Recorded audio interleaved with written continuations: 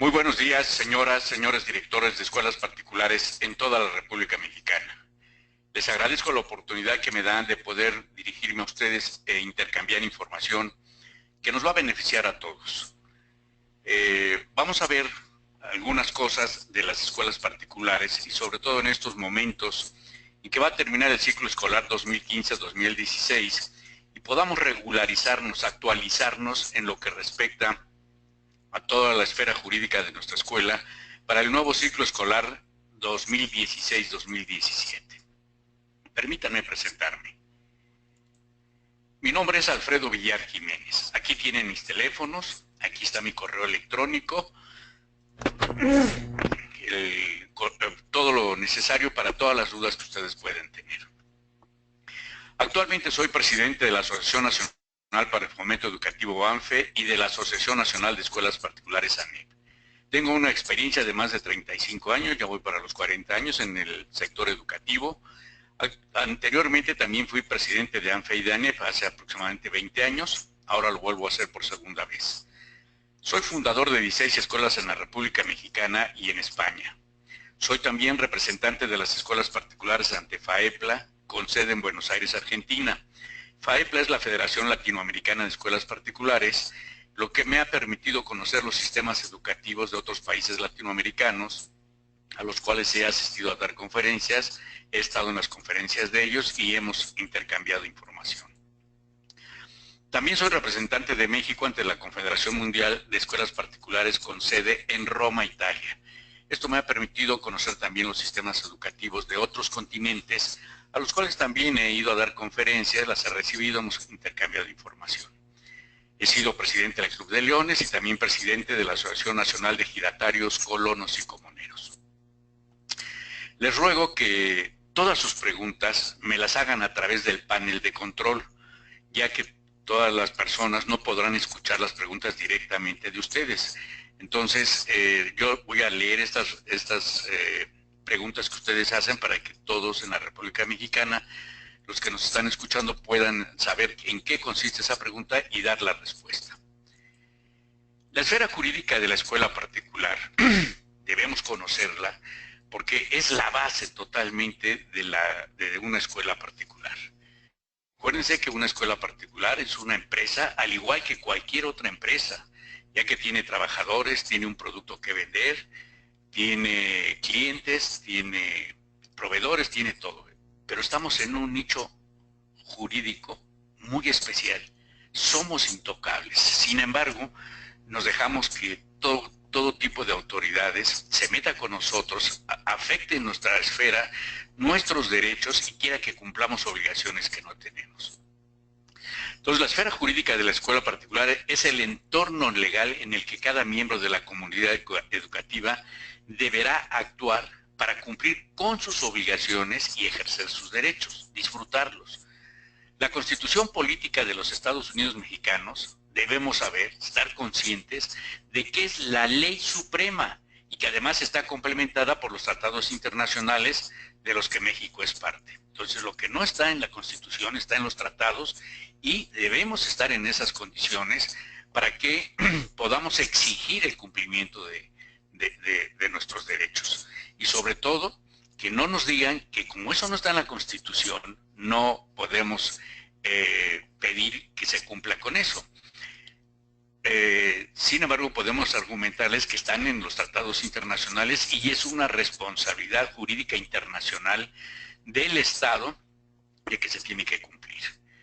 Toda persona física o moral tiene una esfera jurídica, todos la tenemos, la misma que se determina por sus derechos y obligaciones. Y la escuela particular no es la excepción. Y por consecuencia, la modalidad especial de esta última se encuentra determinada de forma específica por el objeto social de la misma, que es impartir educación. Esto es lo que nos da un privilegio, la educación. Y debemos saber estos derechos para que no nos están molestando cualquier tipo de autoridad. En concreto y en el caso de la escuela particular, tenemos el artículo 3º de la Constitución Política de los Estados Unidos Mexicanos en su fracción sexta, que señala el derecho, no la concesión, porque tratan de decirnos que es una concesión que nos dan para impartir educación. No es ninguna concesión, es un derecho de los particulares a impartir la educación en todos sus tipos y modalidades. Y nos dice, los particulares, así dice el artículo 3, podrán impartir educación, los particulares, y los particulares son personas físicas y personas morales, recordémoslo. Entonces puede ser cualquier tipo de asociación, asociación civil, asociación, sociedad civil, asociación civil, sociedad anónima, cooperativas o persona física. Impartir educación podrán, es un derecho, no es una concesión. Dice, impartir educación en todos sus tipos y modalidades, en los términos que establezca la ley. El Estado otorgará y retirará el reconocimiento de validez oficial a los estudios que se realicen en planteles particulares.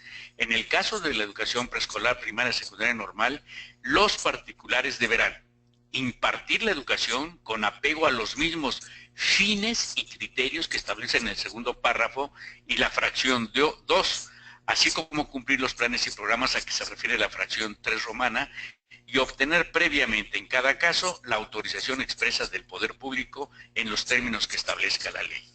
Si ustedes se han dado cuenta, tenemos el derecho de impartir educación en todos sus tipos y modalidades, desde preescolar hasta posgrado. Y en las tres modalidades que son sistema abierto, sistema escolarizado y sistema mixto. Y no nos los pueden negar, y en 60 días nos tienen que decir si nos los otorgan o no, y si no nos los otorgan, por qué no nos los otorgan, y sobre todo nos tienen que dar las facilidades para que si no cumplimos con alguna situación, alguna característica, entonces nos den todas las facilidades y los plazos para que podamos corregir nuestra solicitud del nivel que queremos, de la solicitud. Pero no podemos aceptar que nos estén tardando 3, 4, 6 años, 1 año, 2 años. En 60 días nos tienen que decir qué es lo que sucede. Ese es el gran problema que ahorita tienen muchas escuelas a nivel superior. Entonces es porque la escuela se deja. No pueden permitir esta situación. La Ley General de Educación, en sus artículos 55 y 56, establece el derecho de los particulares de impartir educación en todos sus niveles y modalidades, así como los requisitos para obtener el reconocimiento de validez oficial. Tenemos que cumplir esto. Y es muy sencillo. Simplemente el artículo 55 nos dice, las autorizaciones y los reconocimientos de validez oficial de estudios se otorgarán cuando los solicitantes cuenten con personal que acredite la preparación adecuada para impartir educación, o sea, el perfil de los maestros, y en su caso, satisfagan los demás requisitos a que se refiere el artículo 21. Entonces, si nosotros tenemos el personal adecuado, pues ya cumplimos con el primer requisito. Segundo requisito, con instalaciones que satisfagan las condiciones higiénicas, de seguridad y pedagógicas que la autoridad otorgante determine. Para establecer un nuevo plantel, se requerirá, según el caso, una nueva autorización o un nuevo reconocimiento. Cada plantel debe tener su autorización o reconocimiento. Recordemos que la autorización es solamente para preescolar, primaria, secundaria y normal. Y el reconocimiento de validez oficial es para educación media superior, bachilleratos, preparatorias y educación superior, como son todas las licenciaturas, no importa la licenciatura que sea, y todos los posgrados. Entonces allí solicitamos el reconocimiento de validez oficial. Entonces, simplemente con que cumplamos esto y además con los planes y programas de estudio que la autoridad otorgante considere procedentes. En el caso de la educación distinta de la preescolar, la primaria, la secundaria, la normal y demás para la formación de maestros de educación básica. Recordemos que ustedes pueden, si es de media superior en adelante, ustedes pueden tener sus propios planes y programas de estudio que se los tiene que autorizar la Secretaría de Educación Pública. Si es educación básica, que es preescolar, primaria, secundaria y normal, tenemos que someternos a los planes y programas de la Secretaría de Educación Pública, incluyendo las mismas secretarías de cada uno de los estados. Los planes y programas son a nivel federal y tenemos que cumplirlos. Entonces, si nosotros hemos cumplido con esto, pues tienen que otorgarnos de inmediato todo lo de las autorizaciones o los reconocimientos. Y cuando ya nos otorgaron las autorizaciones o reconocimientos, pues ya tenemos derechos adquiridos. ¿Por qué? Porque cumplimos con todo, y para que nos quiten esa autorización o reconocimiento, de verdad está en chino. No es nada más con que la Secretaría dice, te lo voy a quitar porque no cumpliste con esto. Tendríamos que irnos hasta un juicio. Por eso no debemos estar nerviosos ni someternos a los caprichos de los funcionarios arbitrarios que nada más nos amenazan que nos los van a quitar, porque pues que retuvimos documentos por falta de pago, o porque suspendimos el servicio por falta de pago, o porque no mostramos la actualización del uso de suelo, y sobre todo ahora mucho cuidado con las arbitrariedades de los funcionarios que están pidiendo, por ejemplo, las licencias del software de sus computadoras. ¿Quiénes son ellos para estar haciendo esto? Se están metiendo en unos verdaderos problemas estos señores, porque eso es corrupción, porque se están coludiendo con los proveedores de estos programas, con el objeto de extorsionar a las escuelas y a todo tipo de empresas, porque la Secretaría de Educación Pública no tiene facultades para solicitar esto. Entonces vean ustedes los grandes problemas. Hay escuelas que las han extorsionado hasta con $80,000, los hacen firmar esta situación por no tener las licencias. A eso se está sometiendo la Secretaría de Educación Pública, a abrir las puertas, porque ¿qué pasa si no entregamos las licencias? Si no las entregamos, nos va a denunciar ante quién y con qué facultades lo va a hacer. No hay un párrafo, un artículo o una ley que diga que tiene facultades para hacer eso. No nos sometamos a los caprichos de las autoridades. En la mencionada ley, su artículo 57 establece las obligaciones de los particulares con reconocimiento de validez oficial de estudios de la siguiente manera. Veamos, dice: los particulares que impartan educación con autorización o con reconocimiento de validez oficial de estudios, primero, deberán cumplir con lo dispuesto en el artículo 3 de la Constitución Política de los Estados Unidos Mexicanos, en la presente ley y demás disposiciones aplicables. Nosotros estamos cumpliendo con el artículo 3 y con la Ley General de Educación. 2. Cumplir con los planes y programas de estudio que las autoridades educativas competentes hayan determinado o considerado procedentes. Entonces, si ya nos dieron el reconocimiento o la autorización, quiere decir que los planes estamos cumpliéndolos y no hay problema. 3. Proporcionar un mínimo de becas en los términos de los lineamientos generales que la autoridad que otorgue las autorizaciones o reconocimiento haya determinado. Este es otro de los requisitos que nos ponen. 4. Cumplir los requisitos previstos en el artículo 55 que ya vimos, las instalaciones, el personal y los planes y programas. 5. Facilitar y colaborar en las actividades de evaluación, inspección y vigilancia que las autoridades competentes realicen u ordenen. Esto es lo que tenemos que cumplir. Nuestras obligaciones. No tenemos más obligaciones que esas. Entonces, ¿por qué nos quieren imponer más obligaciones como estas que ya les mencioné? Por lo tanto, toda escuela particular tiene el derecho de impartir educación, derecho, no concesión, en todos sus tipos y modalidades, considerándolo como un servicio público. Ojo, como un servicio público, no es un servicio mercantil, ya que así está establecido en el artículo 10 de la Ley General de Educación, con carácter prioritario y necesario para el desarrollo de la nación. Entonces, señores, veamos que no es un servicio mercantil. Entonces, ¿por qué nos quieren cobrar los impuestos? Si los impuestos solamente son por actividades de tipo comercial, de tipo mercantil. Uno de los principales derechos de la escuela particular es ser no contribuyente de ningún impuesto, por lo que les acabo de mencionar, porque es un servicio público, no es un servicio mercantil. Por eso no somos contribuyentes ni del ISR, ni del IVA, ni del IETO. Y para ello debe contar ciertos requisitos de ley. Por ejemplo, su objeto social debe ser únicamente impartir educación. No puede haber otro tipo de actividades. No podemos estar vendiendo cosas porque entonces sí se vuelve comercial. Pero la educación, que es el objeto principal de nuestras actividades, que es la educación, señores, no. Es la ley lo que nos pone y por eso no somos contribuyentes. Y además debe ser una sociedad civil o bien una asociación civil, porque así está estipulado en la ley del impuesto sobre la renta, por ejemplo. y lo que ya les mencioné, no tener actividades comerciales. Por lo tanto, no debe someterse ante el SAT por facturas digitales ni por el buzón tributario, o sea, la contabilidad electrónica. Hablen con sus contadores y díganle que no tenemos obligación de emitir facturas digitales y mucho menos enviar la contabilidad electrónica. No solamente como escuelas particulares, sino todo tipo de empresa no tiene por qué mandar la contabilidad electrónica porque es lo más inconstitucional que existe. Es un cateo que no tiene ningún fundamento ni nada.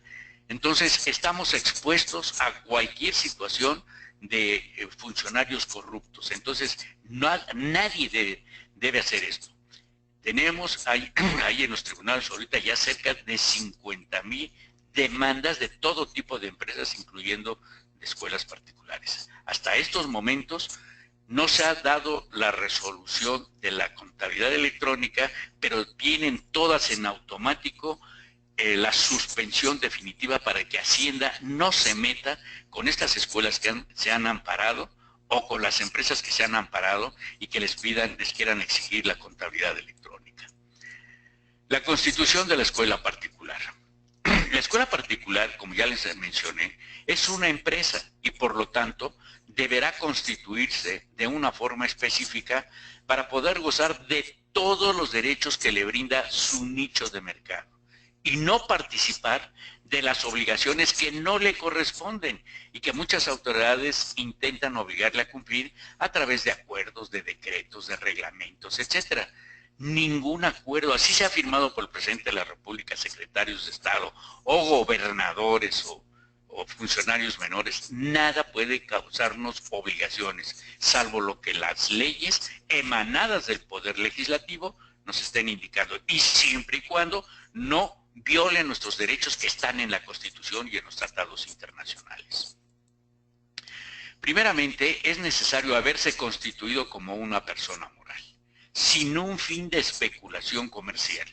Se requieren 2 o más socios, capital y contrato de sociedad, así de sencillo, y no tenemos ningún problema, destacando como único objeto social el dedicarse a impartir educación en todos sus tipos y modalidades, con apego al artículo 3 de la Constitución Política de los Estados Unidos Mexicanos. Si ese es nuestro objeto, señores, estamos en el nicho privilegiado. Es importante que se conserven tales preceptos, así como los que mencionaremos a continuación, para que su esfera jurídica no sufra modificaciones legales y, en caso de padecerlas, poder actuar con la ley a favor y defendernos de los actos abusivos de las autoridades, porque son abusivos cuando están violando la ley, cuando no nos dicen en dónde, en qué párrafo, de qué artículo, de qué ley dice que pueden hacer un acto de molestia. Sin embargo, lo hacen hasta por teléfono, verbalmente lo hacen, visitas que hacen sin ninguna orden, no dice que llevan la orden, simplemente llegan y dicen, soy tu supervisor, ya me conoces y vengo a supervisarte. Sí, serás muy lo que quieras, pero tienes que llegar con una orden por escrito, emanada de tu jefe, y que tu jefe motive y fundamente de qué ley pueden hacer todo esto y qué es lo que me vas a supervisar. Sin embargo, nos dejamos y abrimos las puertas a cualquier tipo de funcionario del Seguro Social, de SAT, de la Secretaría de Educación Pública, hasta de la Profeco, cuando no tienen ninguna facultad para esto, ¿no? Recuérdense, todo tiene que ser por escrito, con firma de la persona facultada para eso y que nos diga qué es lo que va a supervisar. Y no puede ir más allá de lo que está metido en la orden. Una de las cosas que debemos tener muy en cuenta son todo tipo de contratos que toda escuela debe tener. El personal administrativo de intendencia, pero sobre todo nuestro personal docente, debe contar con sus respectivos contratos de acuerdo a la figura procesal específica que le corresponde. Todos deben tener un contrato sin excepción. De la misma manera, debemos tener un contrato específico para padres de familia o alumnos mayores de edad, en el cual dejemos claramente establecido tanto nuestro servicio como las penalidades por suspensión de pago, de tal forma que ni la SEP ni la Profeco tienen competencia alguna en caso de conflictos con los usuarios. Entonces, en lo que respecta al personal, todo tipo de personal, debemos saber que el artículo 25 de la Ley Federal del Trabajo nos menciona qué debe tener ese contrato, y el 24 claramente nos dice que es obligatorio tener un contrato por escrito, porque nosotros como patrones tenemos la carga de la prueba, no solamente las escuelas, sino todo tipo de empresas. Ante un conflicto, ante una controversia que se tenga de tipo laboral con nuestro personal, nosotros tenemos que demostrar que está el contrato y qué dice el contrato, y a eso hay que basarnos. Si no tenemos el contrato por escrito, se da por hecho lo que el trabajador diga, así es que mucho cuidado. Por otro lado, también el contrato que se debe tener con todos los usuarios del sistema educativo, los padres de familia y los estudiantes mayores de edad que pagan su colegiatura. ¿Por qué? Porque podemos irnos hasta a un delito penal si no lo tenemos. ¿Por qué? Porque ellos nos pueden acusar que nosotros les dijimos al padre de familia que nosotros a través de las colegiaturas y de las inscripciones les íbamos a dar los libros, el material, los útiles escolares, etcétera, y además los uniformes, tanto de gala como de deportes, y además materias extracurriculares, y que no se los otorgamos, y entonces nos acusan de tipo penal. Y va palabra contra palabra. Por muy buen arreglo que lleguemos, siempre salimos perdiendo por el solo hecho de pagar a nuestros abogados, o por el solo hecho de llegar a un convenio de pagarle 10 pesos, ya perdimos. Entonces, lo que tenemos que hacer es tener un contrato que se tiene que hacer con los usuarios para decirle, mira, aquí está el contrato y te sometiste a este contrato. Independientemente de que nos sirve para demostrar a la Profeco que no tiene facultades para intervenir, porque es un contrato de carácter civil y no mercantil. Y lo mismo con la Secretaría de Educación Pública. Hay que meterse en las controversias entre las escuelas particulares y los padres de familia porque se retuvo la documentación o porque se suspendió el servicio por falta de pago. ¿Quiénes son ellos? ¿Qué facultades tienen para intervenir en esto? Cuando es un contrato de carácter civil y tendría que ventilarse en última instancia en los tribunales judiciales de carácter civil. Entonces, señores, vean la importancia de que ustedes al inicio del nuevo ciclo escolar tengan todos los contratos para poder estar actualizados y podernos defender.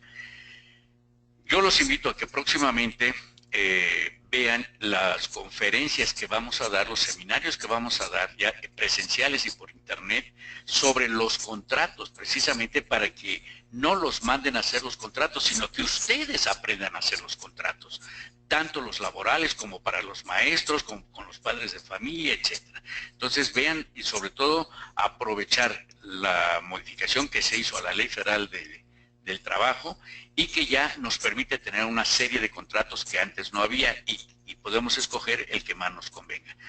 Próximamente les diremos cuándo es esta conferencia. Debemos tener en cuenta que la escuela particular es una empresa, ya se los he mencionado varias veces, y como tal debe tener a sus maestros contratados por periodos y no bajo el esquema del calendario de la SEP.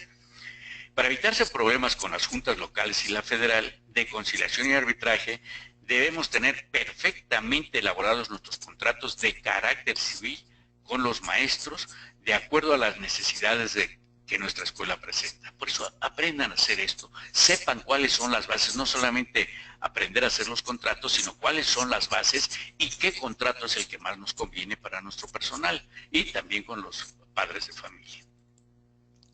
La Ley Federal del Trabajo ha sido reformada, ya se los he mencionado, con lo cual se presuponen grandes ventajas que debemos conocer y aprovecharlas para que las empresas contraten al personal, tanto administrativo como de intendencia, idóneo, tanto en capacidad, conocimientos y tiempo, aumentando así la productividad del trabajador y de la empresa.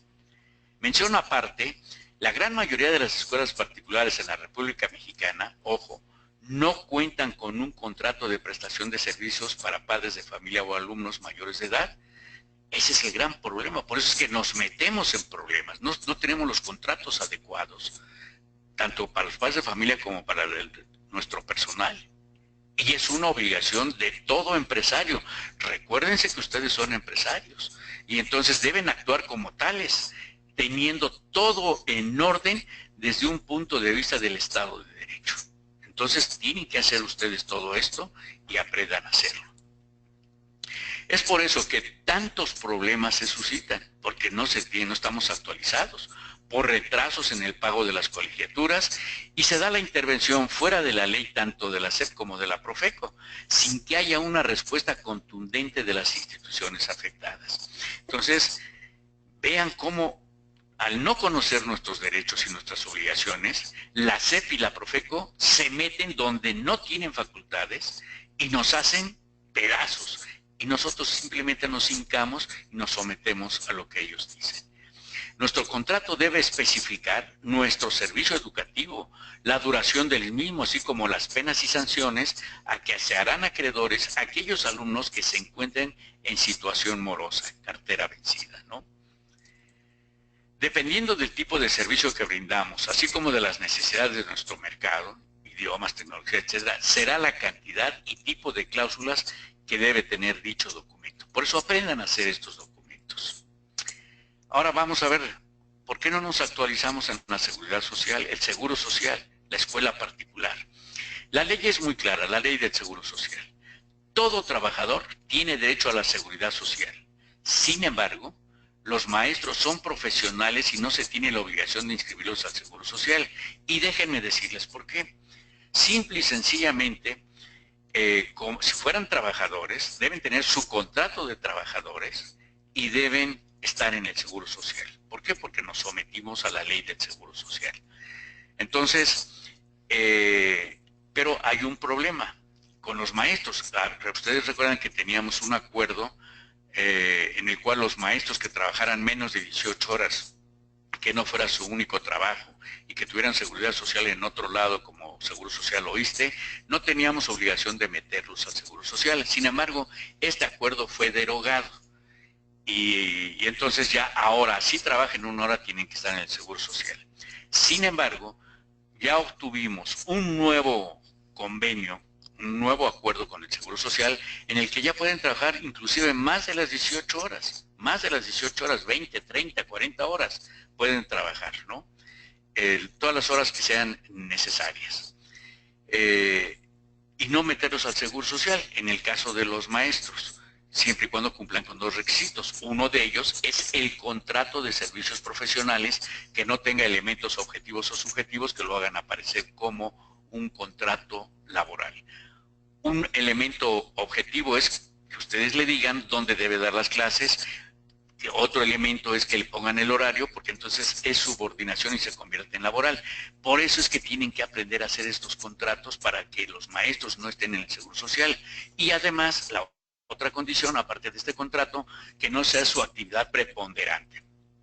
Estos convenios los obtuvimos nosotros para todos los socios. Entonces, ustedes pónganse en contacto con nosotros para que tengan este convenio y además asistan a aprender a hacer este tipo de contratos. Hay otro gran problema que tienen las escuelas, que es el bullying y la privacidad de datos. Esto es algo que está sufriendo todas las escuelas y deben actualizarse y regularizarse para evitar graves problemas como los están teniendo la mayoría de las escuelas. La legislación en México ha cambiado. El nuevo paradigma versa sobre el respeto a los derechos humanos para todos.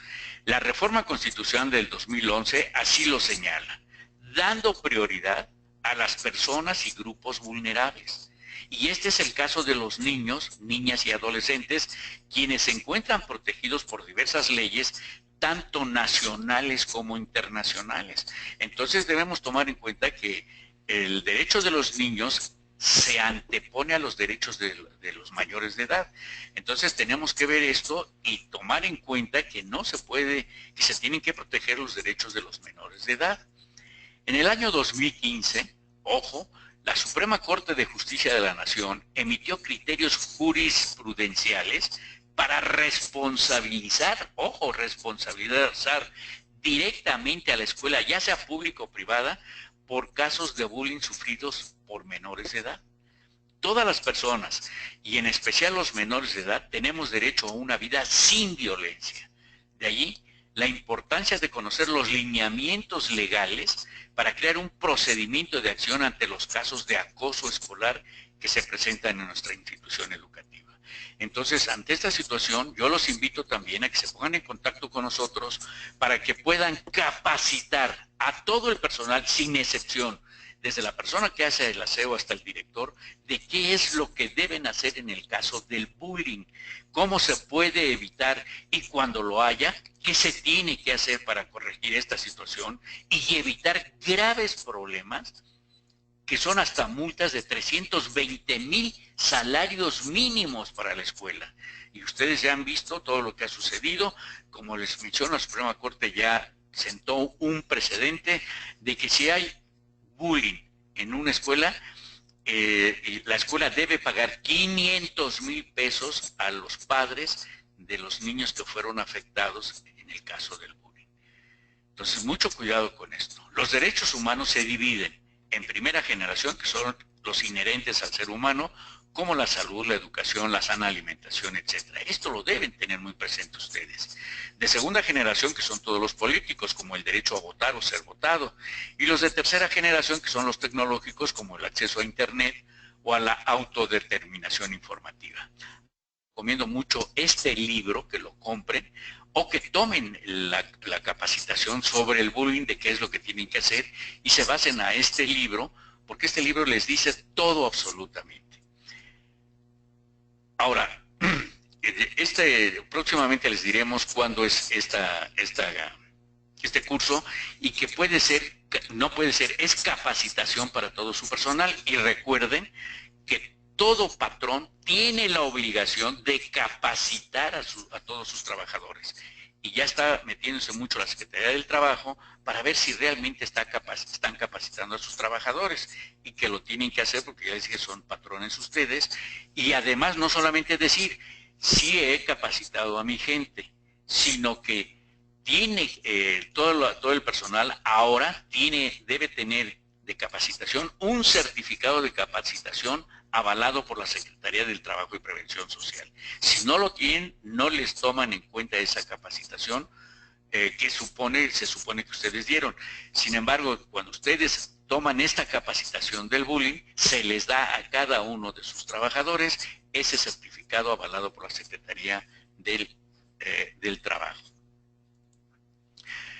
La autodeterminación informativa, este es otro de los problemas, es aquel derecho que tiene toda persona sobre sus datos personales, como son el nombre, la dirección, teléfono, correo electrónico, etcétera, para decidir por quién y para qué son utilizados.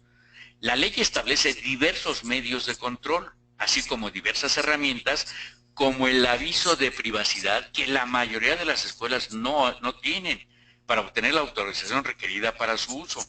Esto quiere decir que ustedes piden todos los datos a los padres de familia, como son el nombre del alumno, la edad, el sexo, su acta de nacimiento, todo tipo de documentos, su dirección, el nombre de los padres, todos esos datos que los tienen en su base de datos. Eso ustedes deben tener, de acuerdo al aviso de privacidad, la autorización de los padres de familia para tener esa información. No pueden pedirla nada más así, sin tener la autorización de los padres de familia. Y además, en ese aviso de privacidad, ustedes deben decir que van a mandar esa información a terceros, como sería la Secretaría de Educación Pública, para la validación de todos los estudios de los estudiantes. Y deben estar autorizados con firma autógrafa. Deben también tomar una capacitación para esto. Entonces, vean ustedes que están ustedes capacitando y además cumpliendo con la capacitación, y sobre todo en relación al bullying, para evitarlo, y además para que no se utilicen los datos confidenciales, a grado tal de que ya un padre de familia no puede llegar con el profesor y decirle, oye, ayer hiciste el examen para todo tu grupo, ¿cuánto sacó mi hijo? Si el profesor dice sacó 7, 8, 10, da la calificación, ya violó el derecho a la privacidad de datos. El profesor tiene que decir, ve con tal persona que es la única autorizada para otorgar, para dar y pedir información. Nadie ya lo puede hacer. Entonces, capacítense en eso, cómo tienen que hacerlo. Y también tendrán, lógicamente, el certificado avalado por la Secretaría del Trabajo. Finalmente, mencionaremos que la Ley Federal del Trabajo obliga a todas las empresas, que es lo que les decía, a capacitar constantemente a sus trabajadores, lo cual, lejos de verse como una obligación engorrosa, debe permear como una de las principales políticas empresariales que ustedes deben tener rumbo al incremento de la productividad laboral y empresarial. Entonces, capaciten a su gente y evítense problemas de clausura inclusive de la escuela, de retiro del reconocimiento de validez oficial, como por ejemplo es la recomendación que hizo la Comisión Nacional de Derechos Humanos, que en caso de que en una escuela particular haya bullying y por acción o por omisión no lo eviten, entonces le pide a la Secretaría de Educación Pública que retire el reconocimiento de validez oficial y ya hay un justificante para esto. Entonces ustedes tienen que ver esta situación y evitarse problemas ahora que van a iniciar el nuevo ciclo escolar. Entonces, antes de que empiecen el ciclo escolar, pues actualícense, pónganse en contacto con nosotros para esta situación. En nuestra asociación contamos con reconocimiento oficial por parte de la Secretaría del Trabajo y Prevención Social para la capacitación en todos los rubros que hemos mencionado. Por eso los invitamos a acercarse a nosotros y obtener la información que le permitirá alcanzar todos sus objetivos y poder trabajar con toda tranquilidad, cumplir con la misión que tenemos encomendada, que es la de capacitar y educar a las nuevas generaciones para que puedan integrarse a la sociedad de una manera armónica y justa y sobre todo humana. Entonces vean ustedes todo lo que tenemos que hacer y que es una grave responsabilidad de los que nos dedicamos a la educación. ¿Cómo estamos impartiendo educación si no estamos cumpliendo nosotros con nuestras obligaciones que nos menciona el artículo 3 constitucional, el artículo 1 constitucional y las leyes respectivas, tanto la Ley General de Educación como la Ley Federal del Trabajo? Vamos a entrar a la sesión de preguntas y respuestas. Antes de entrar a esta sesión, déjenme decirles que también toda aquella escuela que tenga ahorita problemas con sus REBOEs, acuda con nosotros porque estamos ahorita con una denuncia ante la Procuraduría General de la República contra los funcionarios que no están otorgando a tiempo los REBOEs y sobre todo que los niegan. Y entonces, ¿qué va a pasar con todos los estudiantes que estuvieron ya y que inclusive ya terminaron sus licenciaturas aquí? ¿Qué va a pasar con ellos? Hay un delito de lesa humanidad porque se está afectando no solamente a la escuela y a los estudiantes, sino a la sociedad civil en general. Entonces, pónganse en contacto inmediatamente con nosotros, así como cuando les están haciendo las supervisiones y les están solicitando el uso del suelo, les están solicitando los REBOEs, les están solicitando las licencias de los software, etcétera. No permitamos nada de eso. Ahora sí, entremos a la sesión de preguntas y respuestas. Sí, ingeniero. A ver si ya. Tenemos una primera pregunta que dice, ¿en verdad el IMSS y Hacienda tienen un pacto para intercambiar información? Por supuesto que tienen un pacto para intercambiar información y así lo presenta la Ley Federal del Trabajo. Por ejemplo, en su artículo 504 dice que se tiene obligación de intercambiar información tanto el Seguro Social como la Secretaría del Trabajo y el Seguro Social con Hacienda. Si llega una auditoría de Hacienda para revisar todo lo conveniente a sus facultades, pero encuentra, como tiene toda la documentación, encuentra algunas irregularidades con el Seguro Social, le avisa al Seguro Social y el Seguro Social inmediatamente llega con una segunda y el Seguro Social le avisa a la Secretaría del Trabajo que no hay, por ejemplo, la comisión de capacitación o de seguridad, de higiene, etcétera. Entonces ellos están intercambiando información, inclusive con la Secretaría de Educación Pública también, para ver si todos los maestros que están registrados en la Secretaría de Educación Pública y todo el personal que está allí en la Secretaría de Educación Pública están también registrados en el Seguro Social. Sí tienen esa facultad y tienen los convenios, tanto en la ley como convenios, de hacer esos intercambios. ¿Alguna otra pregunta?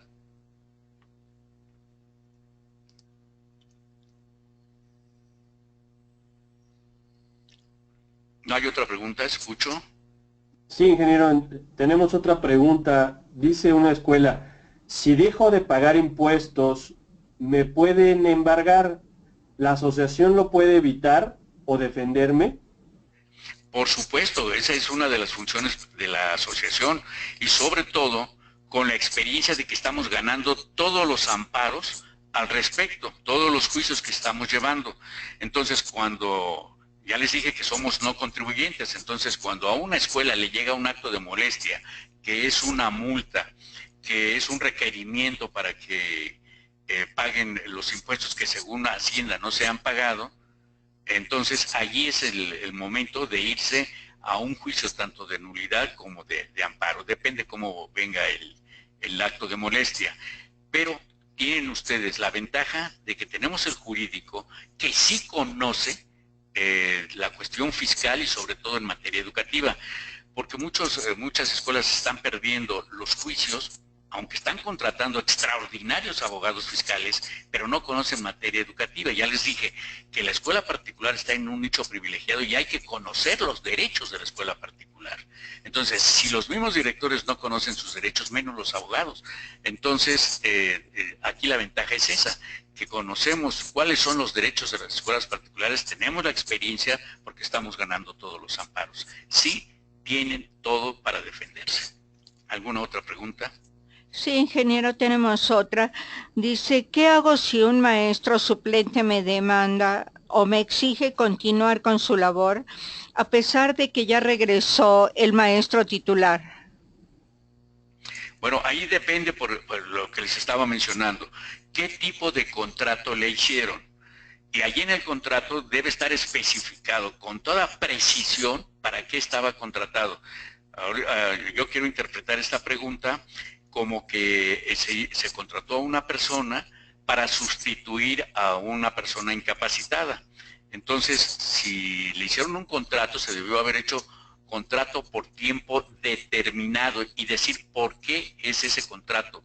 Y debe decir claramente para sustituir a una persona incapacitada. Por eso es nada más de 3 meses y la incapacidad es de 3 meses.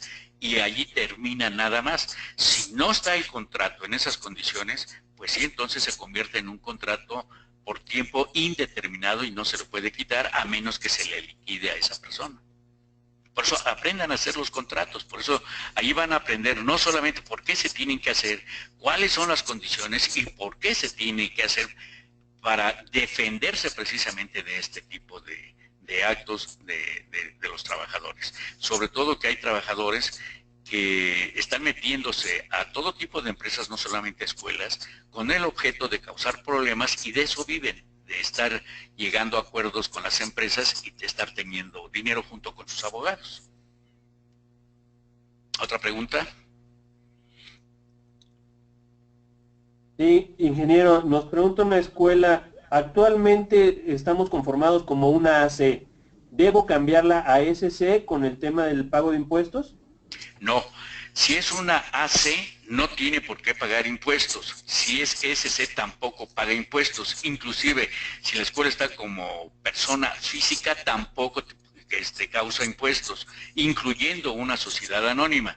Aquí la diferencia nada más, quisiera decirles que una asociación civil no puede repartir remanentes entre los socios. En cambio, la sociedad civil sí puede repartir remanentes. Vean ustedes qué es lo que más les conviene. ¿Otra pregunta? Ingeniero, tenemos otra. Dice, ¿cómo puedo dejar de pagar impuestos? Bueno, simple y sencillamente no pagarlos. Y cuando llegue el requerimiento, que es el acto de molestia, en esos momentos se va al juicio de nulidad o al juicio de amparo, dependiendo, y entonces allí lo va a ganar. Tenemos un 95% de posibilidades de ganarlo. No les digo el 100% porque el otro 5% es dependiendo de que la escuela cumpla con todo lo necesario. Un ejemplo, si le llega un requerimiento, si nos llega una prevención en el juicio y no nos los entregan a tiempo, se nos van los términos y entonces quiere decir que nos fuimos en rebeldía y ahí se perdió. Pero si la escuela cumple con todos los requisitos y cumple con todo lo que se le indique, el 100% es para ganarlo, ¿no? No hay forma de perderlo, les estoy diciendo porque tenemos ya los juicios ganados. ¿Alguna otra pregunta? Sí, ingeniero, ya es, creo que la última, complementa a la anterior, yo creo, dice, porque recibí una invitación del SAT para ponerme al corriente con el impuesto sobre la renta, ¿qué debo de hacer? Allí precisamente ya se inicia, ahí se debe iniciar, ya es el momento de iniciar en primer lugar, un procedimiento administrativo de decirle directamente a Hacienda, no soy contribuyente y no voy a pagar nada y dime por qué dices que soy contribuyente. Y cuando nos conteste Hacienda, entonces Hacienda, como es juez y parte, va a decir si eres contribuyente para mí porque te tengo registrado aquí, etcétera, y entonces eres contribuyente. En esos momentos ya nos podemos ir al juicio de nulidad o al juicio de amparo, dependiendo. ¿Otra pregunta? Eh, no, ingeniero, dice, no he podido renovar el REBOE, ¿qué hago? ¿Cómo me pueden ayudar? Si tiene REBOE, si ya tienen un REBOE, no tienen por qué renovarlo. En ningún momento la ley dice que se tiene que renovar.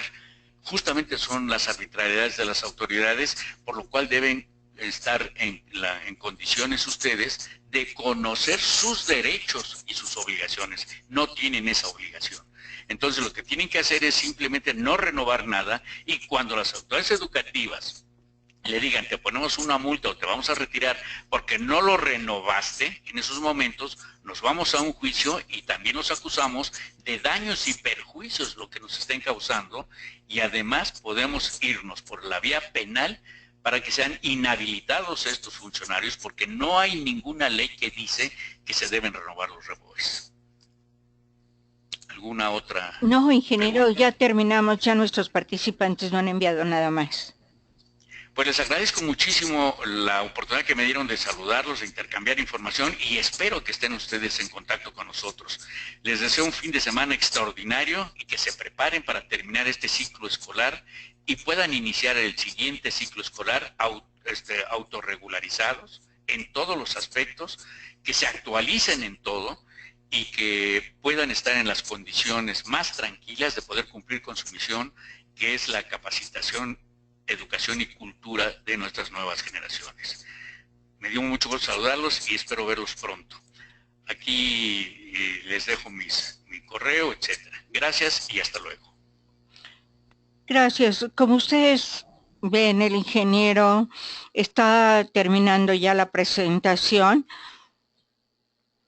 Solo tenemos algunos anuncios que quisiéramos comentar con ustedes.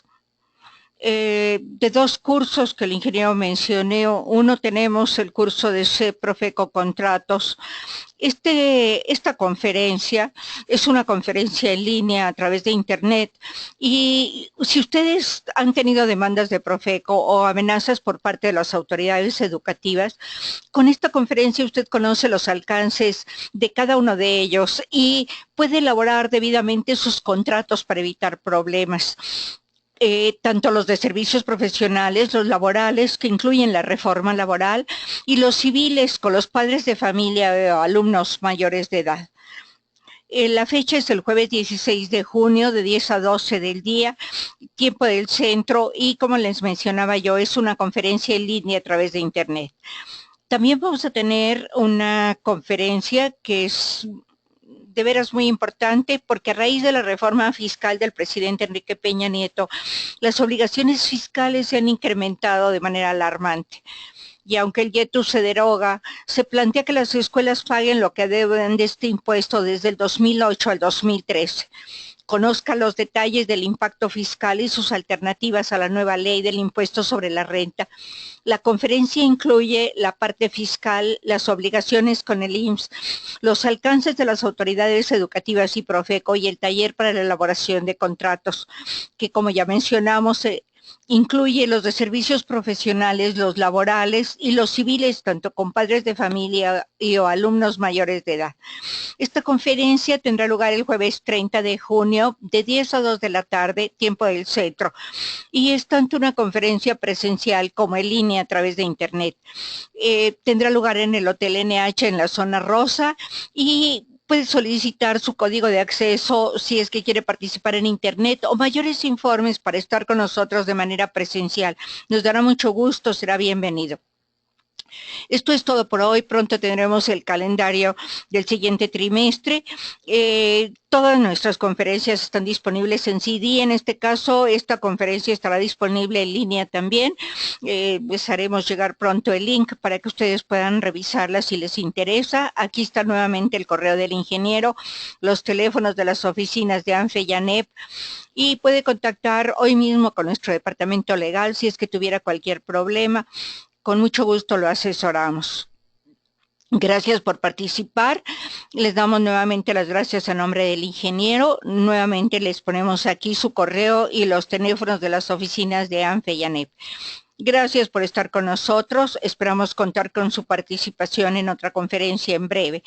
En aproximadamente 30 segundos su pantalla cerrará de manera automática y no queda ningún rastro, como ya dijimos, no afecta absolutamente nada, aunque hayan cambiado la traducción del panel de control a su licencia de Microsoft. Que tengan un excelente día, un excelente fin de semana. Gracias por estar con nosotros.